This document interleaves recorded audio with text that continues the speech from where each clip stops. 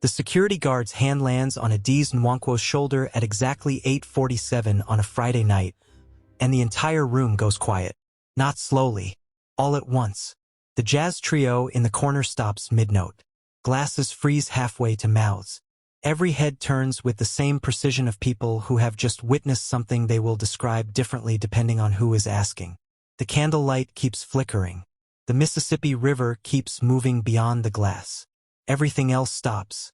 Adiz does not flinch. She has trained herself out of flinching.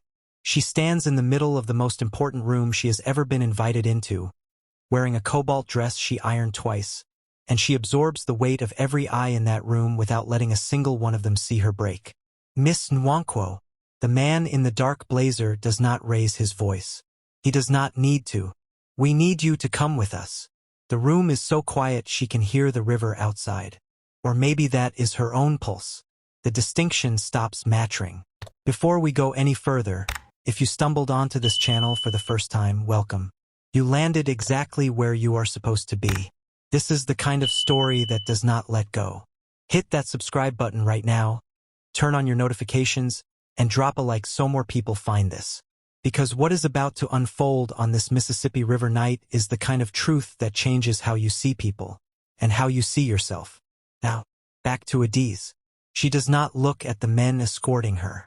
She looks across the room, past the guests in linen and silk, past the servers frozen mid-step, past the candles throwing shadows that make everyone look guilty. She is looking for one face in particular. Minjun Hara is standing 12 feet away. His suit is dark. His posture is still. His face carries the kind of calm that is not peace. It is performance, the expression of a man who has already decided what he is going to do and is simply waiting for the moment to pass. He is watching her the way you watch something fall when you have already made the decision not to catch it. She waits. She gives him every second she can afford. She gives him the silence that one word from him could have filled. One step forward. One raised hand. One sentence, that is all it would have taken to change everything that happens next. He puts one hand in his pocket. He does not move. And Adiz Nwankwo, who has never made a mistake she did not recover from, who crossed an ocean on discipline alone, who has spent her entire life building something untouchable, feels something behind those walls crack open. Not break. Not yet. Crack. She raises her chin. She turns toward the door. She walks. The crowd parts. Conversations resume behind her before she reaches the exit. The room refills the space she left the way water fills a hole. Instantly, completely, as though she was never there. Outside, the Mississippi night swallows the sound of the event whole. The air is thick and warm and smells like dark water and old wood. She can hear her own footsteps. She can hear her own breathing. What she cannot hear, what she does not yet know, is that the person who put her name into that room tonight was not the one she suspected. And the one person she trusted most? He had known everything from the very beginning. 26 years of doing everything right, and it ends with a security guard's hand on her shoulder in front of a room full of strangers. That is the first thought Adiz allows herself once the night air hits her face. Not grief, not anger, arithmetic. The precise, brutal calculation of how much she has paid to be in that room and how fast the bill just got canceled. Her mother's voice comes back the way it always does when the pressure peaks, low and direct. The voice of a woman who raised 3 children in Enugu on a nurse's salary and never once confused struggle with failure. "You will go further than any of us," she had said, sitting across from Adiz at their kitchen table the morning of her departure. "But you will have to be twice as precise. Not twice as good, twice as precise." The difference mattered. Adiz took that word and built a life around it. She finished her pharmacy degree in 3 years instead of 4, because 4 was a luxury she declined. She worked double shifts at a Lagos dispensary to fund her U.S. application fees. She turned down 2 comfortable job offers because comfort, she had decided early, was what happened to people who confused rest with arrival. When the research internship acceptance came, 12 weeks, fully funded, a public health initiative in Mississippi. She read it once, made a list, and went to bed at her regular hour. No celebration. Celebration was for completion, not for the beginning of another test. America was a test. She had understood that before she landed. If the story is already pulling you in, this is your sign. Subscribe right now and turn on that notification bell, because this channel drops stories that hit harder than anything in your feed. Like this video so the algorithm puts it in front of someone who needs to hear it. You will not regret staying. She watched cousins arrive here with enormous dreams that dissolved inside of 18 months, leaving them stranded somewhere between where they came from and where they thought they were going. She refused that outcome with everything she had. She mapped the terrain before she stepped onto it. She memorized the rules of rooms she had not yet entered. She prepared for every version of rejection so that when it came, and it always came, it found her standing. In Mississippi, she woke at 5:30 every morning without an alarm. She ran 2 miles before her labmates arrived. She spent lunch reviewing research methodology while others built small talk over food. She attended every required event and timed her exits precisely. Not so early she appeared disinterested. Not so late she appeared eager. She had refined this performance until it felt like a second skin. It worked. It had always worked. One rule above all others kept her clean. No distractions. Especially not the kind that arrive in the shape of a person who looks at you one beat too long and makes something in the back of your mind go quiet in a way you have not planned for. She kept that rule for 26 years without breaking it once. Then Minjun Hara walked into a hotel lobby on a Tuesday afternoon, and he looked at her the way people look at something they have already decided is worth understanding. And Adiz Nwankwo, who had an answer prepared for every situation, felt the silence in the back of her mind go loud. She told herself she ignored it. She almost believed herself. What she did not know, what she could not have known, was that her presence in that building, her connection to Minjun, every quiet conversation between them, had already been watched, recorded, and folded into someone else's plan. Minjun was not a mistake. She would be clear about that even years later, even after everything. He was something far more costly than a mistake. He was a disruption that someone else had already decided to use. Minjun Hara does not walk into a room. He arrives in it.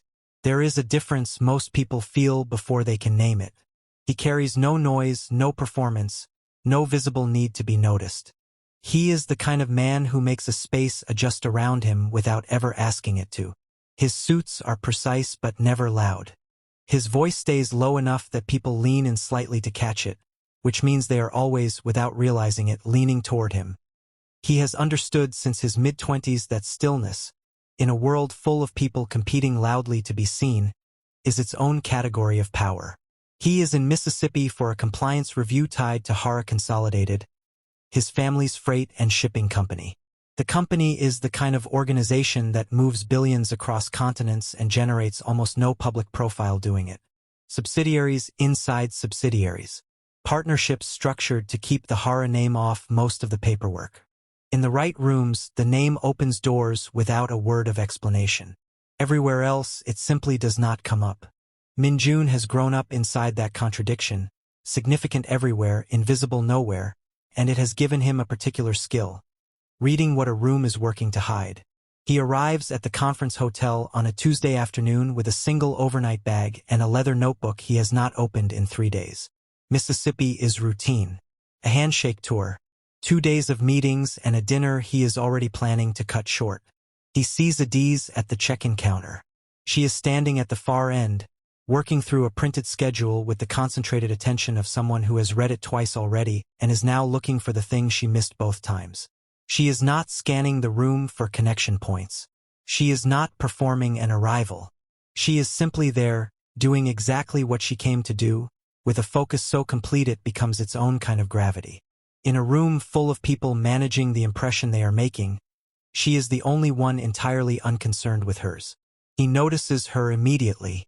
Their first conversation lasts under 4 minutes. She is looking for conference room B. He happens to know the building. He walks her halfway down the corridor because his own meeting is in the same direction. Names exchanged. She thanks him with the brief, exact courtesy of someone who has filed the interaction away and moved on before it is even finished. He thinks about her for the rest of the afternoon. He tells himself it is simple curiosity. He notices things, has always noticed things, And Adiz Nwankwo is simply someone whose particular construction is worth studying. The discipline reads clearly on her. The guardedness is not distance, it is architecture. Something built with intention, the way a structure is designed with a plain exterior precisely because the interior is holding something worth protecting. He finds her at a smaller group dinner 3 days later. He manages the seating without making it obvious. She registers his arrival beside her with a pause so small most people would miss it, a half-second recalibration, then back to her conversation. He files it away. She noticed him. She chose not to react. That choice tells him more than any reaction would have. By the end of the second week, they have had enough small conversations to constitute something that cannot honestly be called nothing. Both of them have been careful. Both of them have been precise. Two careful people constructing something that neither of them has given a name to yet. If you are watching this and you have ever built a wall around yourself to survive, and then met someone who made you question the wall, comment below. You already know where this is going. And if you have not subscribed yet, now is the time. Hit subscribe, drop a like, and stay locked in, because what happens at that Riverside event is going to change everything you think you understand about Minjun Hara. What neither of them knows is that every one of those small moments has been observed, catalogued, and already woven into a design that belongs to neither of them. Someone in their orbit has been watching the distance between them close, measuring it, deciding exactly how much trust has been built and precisely how it can be dismantled. Adiz felt it once, a sensation like being watched from an angle she could not locate. She registered it. She told herself it was nothing. She should not have told herself it was nothing. Senna Park does not hate Adiz Nwankwo. That is the first thing to understand about everything that follows. Hate is personal. Hate costs something. What Senna operates from is colder than hate and far more dangerous. It is calculation, and calculation has no interest in feelings. It only has interest in outcomes. She grew up in Atlanta, the daughter of a Korean mother who cleaned hotel rooms 6 days a week and a father who ran a dry cleaning shop that broke even in the good years and didn't in the bad ones. She watched both of them labor without complaint for a life that never quite arrived, and she made a decision before she was 15 that she would not repeat their pattern.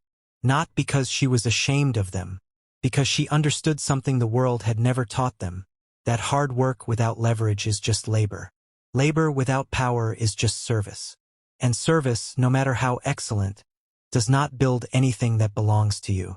She studied the structure of access the way other people studied textbooks, who had power, how they held it, where the gaps were between what influential people presented and what they actually needed. She learned to position herself inside those gaps. She learned to make herself indispensable in ways that created obligation rather than gratitude, because obligation is durable and gratitude dissolves the moment something more convenient appears. She met Minjun 2 years prior at a trade summit in Seoul. She had researched him before the event.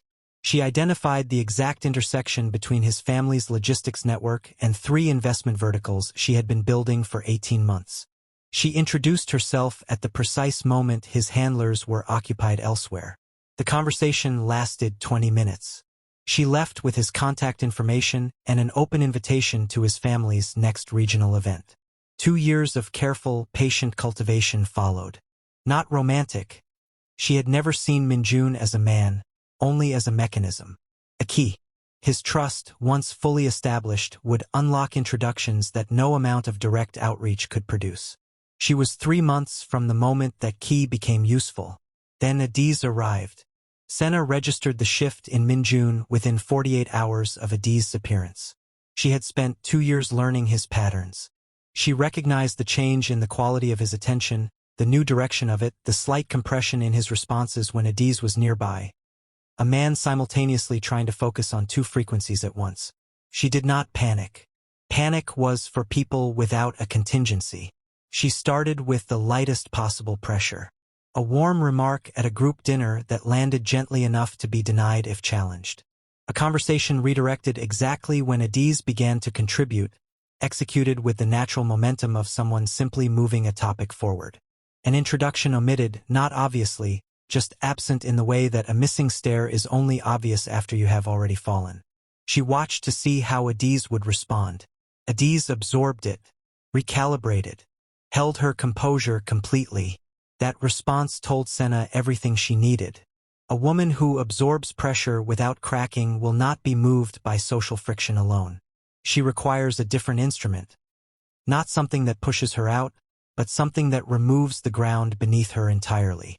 Something that takes the very architecture Adiz has spent her life constructing, her precision, her reputation, her image as someone who does not make errors, and uses it as the mechanism of her own collapse. Senna did not argue with problems. She engineered the conditions under which problems resolve themselves in her favor. The Riverside event was already being arranged. Adiz's name was already on the invitation list. Every variable had already been positioned. Do not go anywhere. Subscribe right now if you have not already and hit that like button because Chapter 5 is where Adiz walks through a door she cannot walk back through. And the person who held it open for her was not who she thought. The envelope slides under Adiz's office door on a Thursday afternoon, and the first thing she notices before she even picks it up is the weight of it. Not the design. Not the name on the front. The weight. The paper stock is thick and cream-colored, the kind that communicates access before you have read a single word inside. She lifts it from the floor and holds it without opening it for longer than she needs to. Private reception. Riverside venue. Friday, 8 p.m. dress. Semi-formal. Invitation only. She reads it twice. The event is hosted under the name of a regional logistics partner connected to the internship's sponsoring organization. The room it implies is full of exactly the kind of people her plan has been structured to eventually reach. Names that appear in the kind of articles that do not use the word wealthy because they do not need to. She sets the card on the corner of her desk, face down, and goes back to her work. She picks it up again 35 minutes later. Something about it sits wrong. Not the event itself, the arrival. Last minute, off-channel, no context about the guest list, no communication through any official internship pipeline. She has learned, across years of navigating spaces that were not built with her in mind, to treat incomplete information not as an obstacle but as data. Something deliberately left out of a message is still part of the message. She places it face down again. She does not look at it for the rest of the afternoon. Minjun calls that evening. He does not mention the invitation directly. He does not appear to know she has received one. But the conversation moves, naturally and without obvious direction, toward the event. He mentions the names that will be in that room.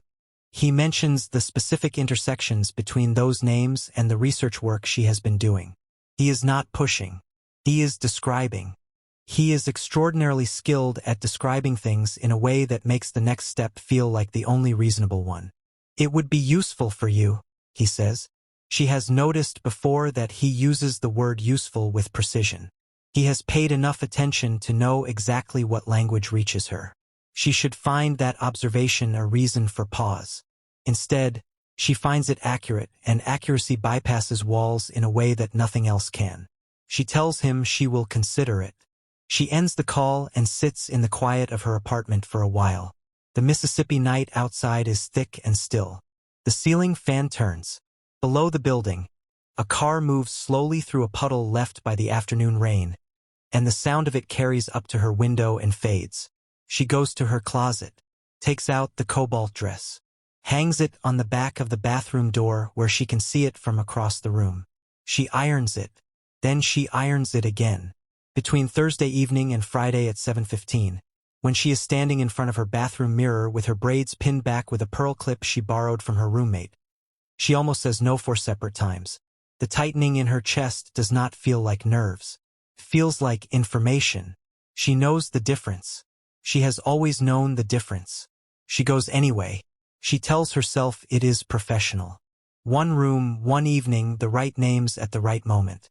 She tells herself the feeling in her chest is manageable. She tells herself this decision will not cost her anything she cannot recover from. She has never been more wrong about anything in her entire life. Make sure you are subscribed. Turn on that notification bell. Drop a like if this story already has you locked in. Because what happens inside that Riverside event is going to hit you in a way you are not prepared for. Senna has been waiting. The room has been arranged. and Adiz Nwankwo is about to walk straight into the most carefully constructed trap of her life, wearing a dress she ironed twice.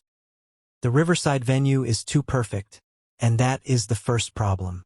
Not beautiful in the way things are beautiful by accident, beautiful in the way things are beautiful by design, assembled by someone who understood that the right environment makes people drop their guard before they have consciously decided to.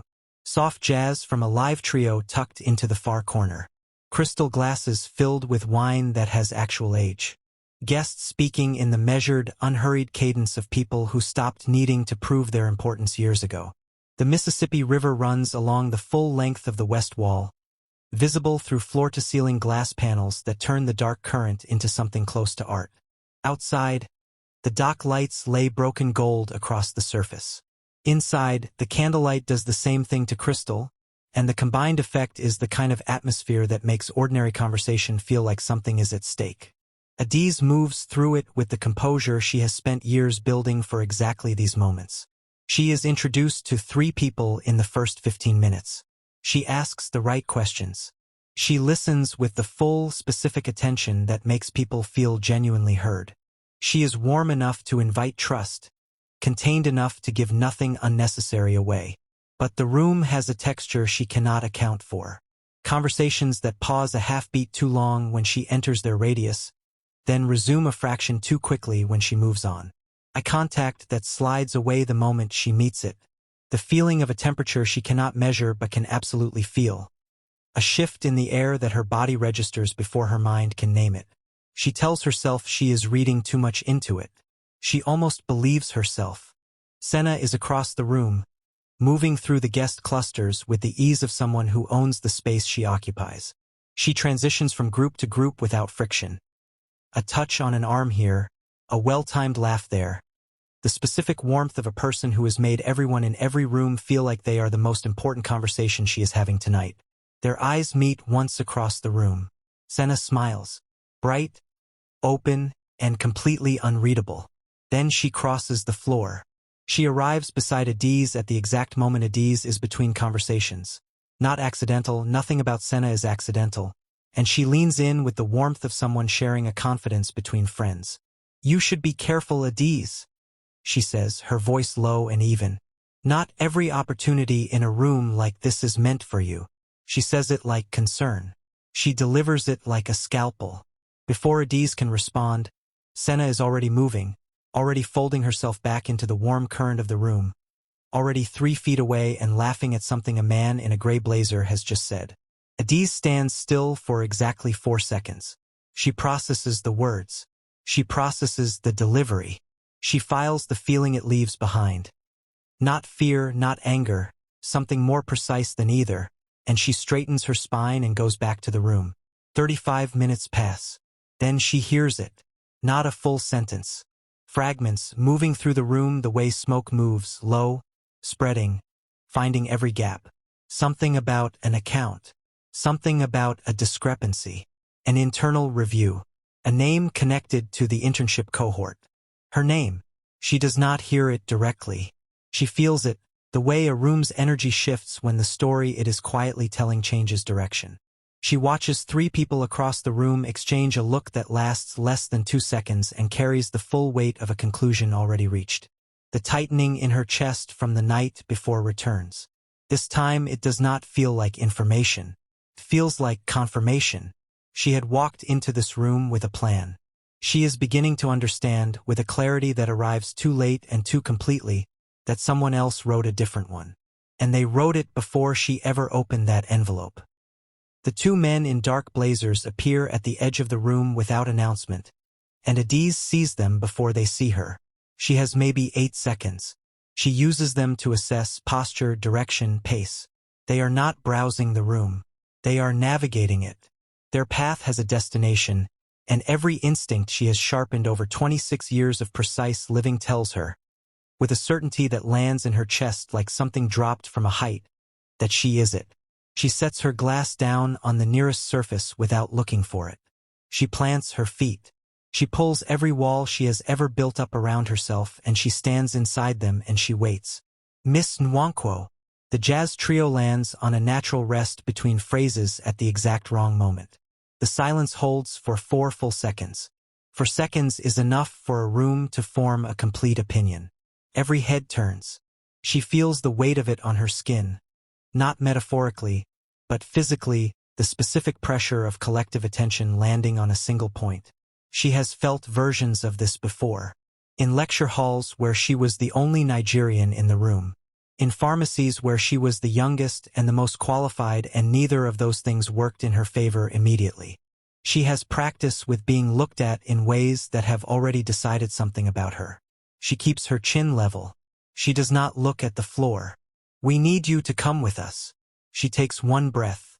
Then she does the thing she has always done when the architecture is collapsing around her.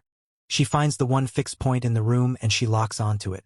Minjun is standing in the inner circle of the room's most important cluster. The group she has been working toward all evening. He is 15 feet away. He is looking directly at her. She waits. She gives him every second that is reasonable to give. She gives him the full, open silence that one word from him could fill. Just one sentence to this room of witnesses. Just the smallest signal that what they are watching is a mistake that is about to be corrected. A step forward. A raised hand. Anything. He does not give it. His hand moves into his pocket. His jaw sets. His eyes hold hers across the 15 feet between them with an expression she has never seen on his face before. Not calm, not cold. Not the practiced authority he carries everywhere. Something smaller than all of those things. Something that, if she had more time to examine it, might look like a man watching a consequence he already knew was coming and had decided he could not stop. She does not have more time. She turns away from him. She nods once at the men in dark blazers. She walks. If this story is already in your chest right now, you are exactly where you are supposed to be. Drop a like on this video. Subscribe to this channel and turn those notifications on, because we are telling the kinds of stories here that do not show up anywhere else. Share this with someone who needs to hear it. And keep watching, because what happens at that dock is going to change every assumption you have made about every character in this story. The crowd parts for her as she moves toward the exit. She does not look back. She does not give the room that. She keeps her steps even, her shoulders level, her face arranged into an expression that gives away nothing. Not the way her hands want to shake. Not the way her throat is tightening. Not the way something fundamental inside her is coming apart stitch by stitch with every step she takes across that floor. She passes through the door. The Mississippi night closes around her like a hand. Behind her, the conversations resume. The jazz trio picks up again. The room refills the space she occupied the way water fills every space. Without effort, without memory, without any record that she was ever there. Inside that building, Minjun Hara stands in the same spot where she last saw him. He has not moved. One hand is still in his pocket. He is no longer looking at the door. He is looking at the floor. And across the room, so still she could be a painting, Senna Park watches him look at the floor. She watches the Dorades walk through. She holds a glass she has not drunk from all evening. Her expression is not triumph. It is not satisfaction. It is the focused, almost clinical attention of someone who has run the numbers on a complex outcome and is now simply confirming that the answer matches what she already knew it would be. The first phase is complete. She knew it would end this way. What Minjun does not know. What he is about to discover at a dock on the edge of a Mississippi river, in the dark, with the sound of water underneath them and the sound of everything collapsing around them, is that Senna has been running numbers on him too. And his answer landed the same way Adiz did. They bring Adiz to a small room near the service entrance. A fold-out table, fluorescent lights, a woman with a notepad who asks questions in the professional tone of someone doing a job and feeling nothing about it. Adiz answers everything, clearly, without hesitation, without the over-explanation that reads as guilt in the wrong room. Her voice is level. Her hands are still. She gives every answer she has, which is the answer an innocent person gives, which is the only answer she has to give. After 40 minutes, they tell her she is free to go. No formal charges. No official process initiated. Just questions about her access to certain accounts, her relationship to specific guests, her connection to the internship sponsoring organization. Questions that, assembled correctly, tell her everything about the shape of what has been arranged around her. She walks out into the Mississippi night alone. The air outside is thick with humidity and river smell. Dark water, warm concrete, something green and alive along the bank that carries the specific scent of a place that does not care what just happened to you. She sits on a low wall near the parking structure and looks at her hands for a long moment. They are steady. She lets that mean something. Her phone buzzes. She looks at the screen. Minjun. Not a call. One message. Meet me at the dock. There's something you need to know. She stares at it for longer than she should. Every instinct she has, and they are sharp and they are currently screaming, tells her to close the message, call a car, and go home. There is nothing at that dock that repairs tonight. There is no version of that conversation that leaves her better than she is right now. Sitting on this wall, hands steady, holding herself together with the same discipline that has carried her through every hard thing she has ever faced. She goes anyway. Subscribe right here, right now, if you are watching this and your stomach is tight, because the conversation that happens on that dock is the center of this entire story. Turn on your notifications so you never miss what this channel puts out next. And drop a like. It takes 1 second and it means everything for getting this story to people who need it. Now stay with Adiz. She is almost at the dock. The dock extends from a wooden landing below the main venue grounds. By the time she reaches it, the event noise has disappeared entirely. There is only the sound of the river moving beneath the boards, the low, steady chorus of insects in the bank vegetation, and the creak of old wood under her weight. A single dock light throws a narrow yellow circle on the planks. Past its edge, the Mississippi runs black and continuous into the dark. Minjun stands at the end of the dock, facing the water, hands clasped behind his back. She stops a few feet from him. Her voice comes out level. She has nothing left to spend on anything other than direct. You set me up. He does not turn. I tried to protect you, he says. The words land with the specific weight of something offered as an explanation that the person offering it already knows is not enough. By letting them accuse me. Her voice does not rise. That is the most controlled thing she has done all night, and it costs her more than anything else. He turns then. And for the first time since she has known him, the performance is gone. No stillness, no authority, no careful, practiced composure. What she sees on his face is something she did not expect, something that takes her a full second to identify because she has never seen it on him before. Fear. They were not supposed to involve you, he says. Then who were they supposed to involve? He exhales. He turns back to the water. And then, piece by piece, he tells her. The logistics network, the subsidiaries, the deal that read as clean on paper and had never been clean underneath. The funds that had not disappeared, they had been moved, deliberately, through a structure designed to survive investigation by collapsing everything above it if the investigation got too close. Someone needed to absorb the surface-level exposure. Someone whose connection to the operation was real enough to be credible but peripheral enough to be deniable. Why me? Her voice breaks on the second word. She lets it. He does not answer immediately. The pause stretches out over the sound of the river, over the creak of the dock boards, over everything. And in that pause, in the space where an answer should be, she understands that what is coming is not going to feel like an explanation. It is going to feel like the specific cruelty of a truth delivered without enough care for the person receiving it. Because you were expendable. The word drops into the space between them and does not echo. It simply lands. Changes the weight of everything it touches.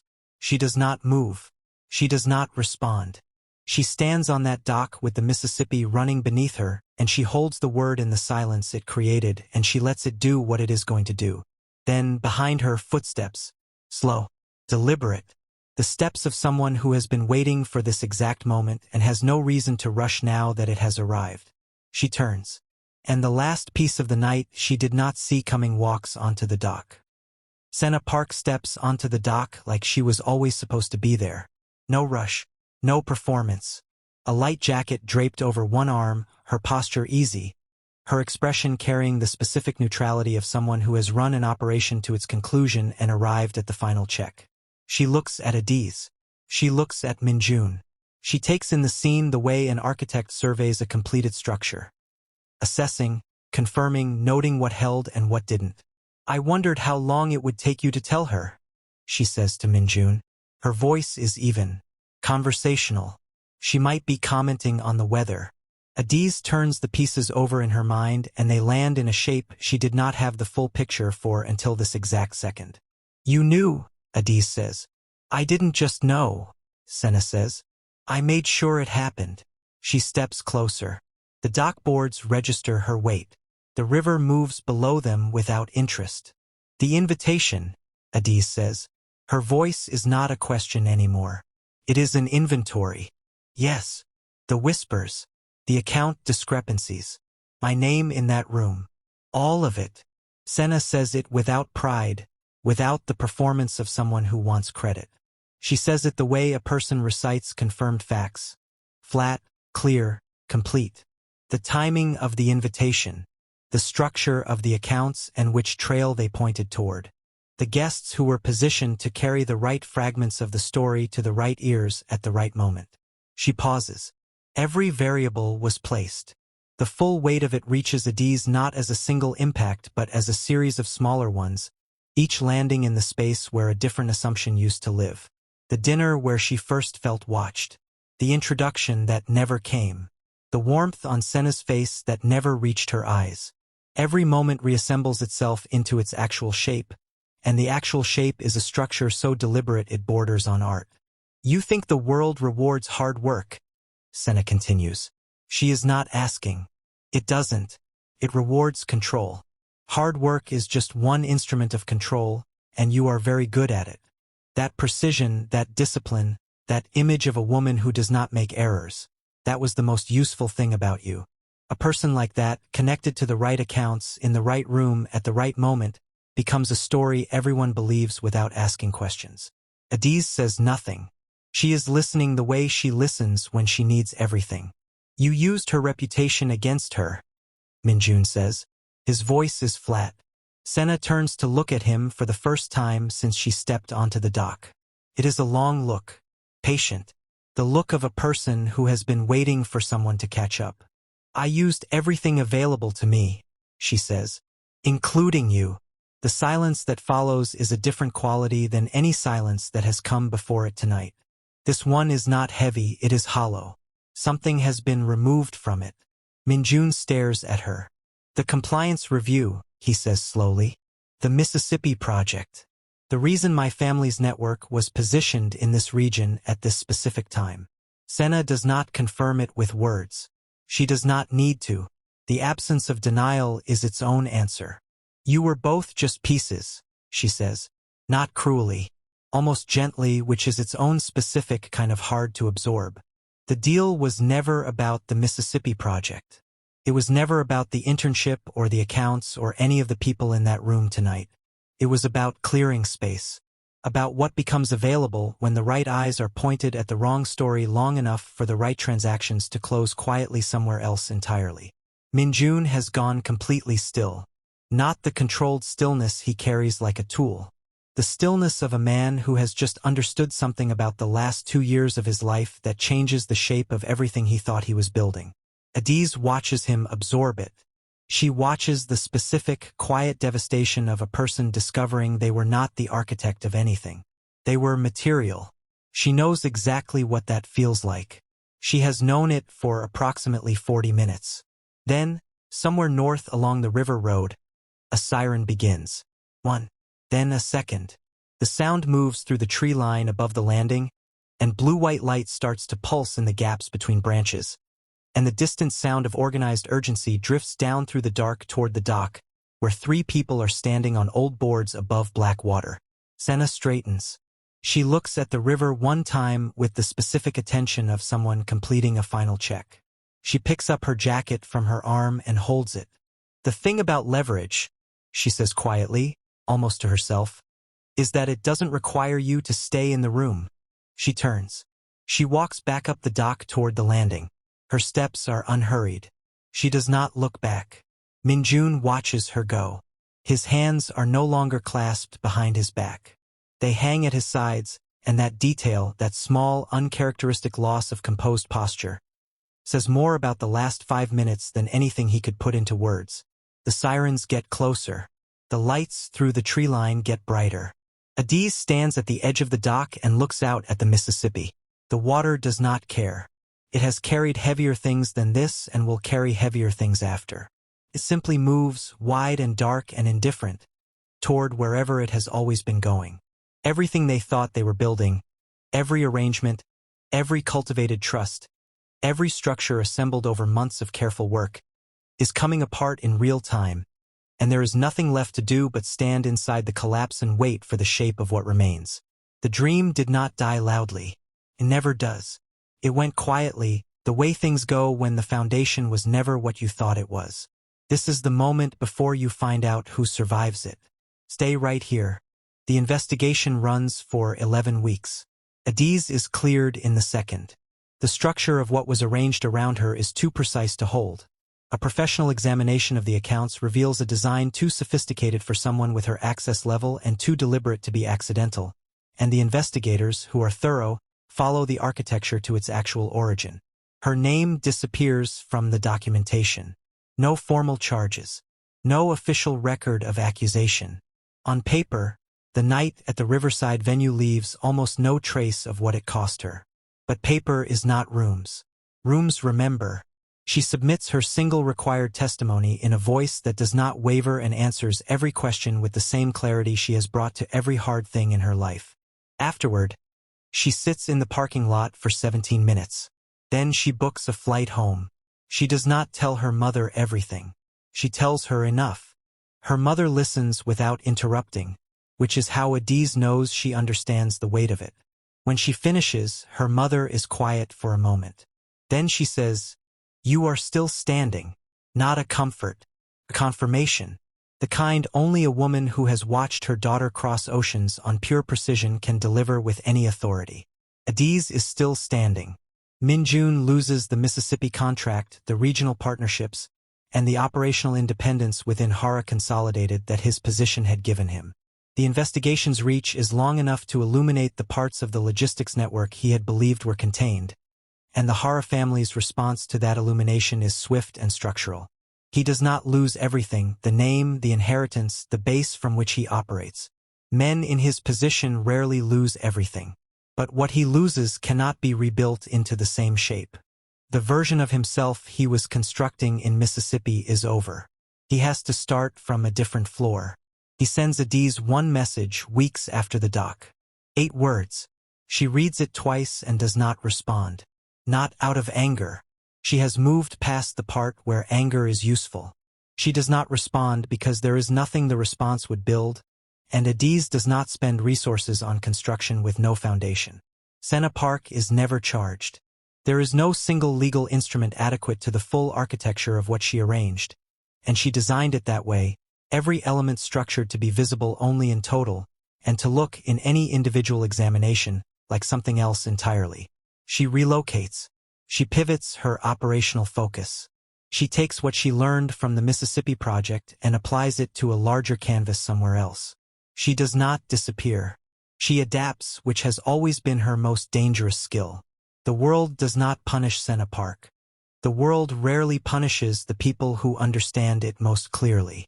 If you are watching this and that sentence just made you feel something, say it in the comments. You are not alone in that feeling. And if this story stayed with you from the first chapter to this moment right here, please take 5 seconds and subscribe to this channel. Turn on your notifications.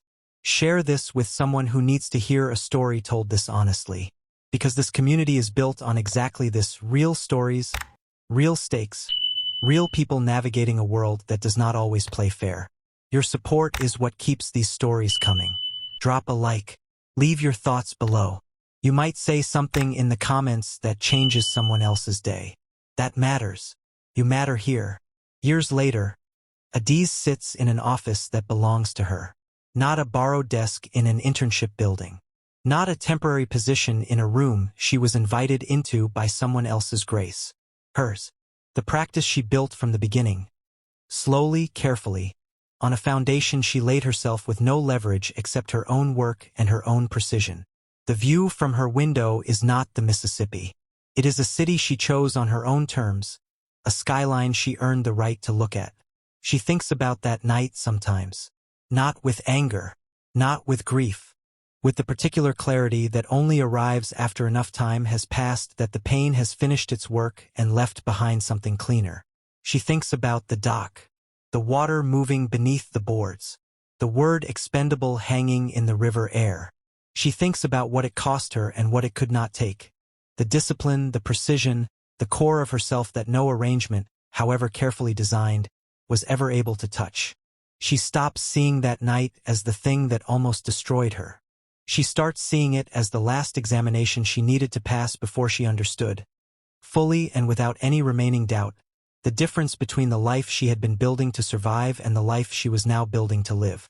Not every opportunity is a blessing. Some of them are tests wearing borrowed clothes. Some of them are rooms designed by people who need you to believe you were invited when you were actually positioned.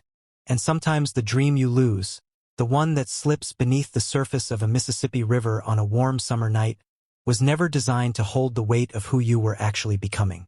But the question that stays, the one that does not have a clean answer, the one worth leaving in the comments below, is this: if you were Adiz standing on that dock, knowing everything you now know about Minjun and Senna and the room you walked into, would you have trusted him?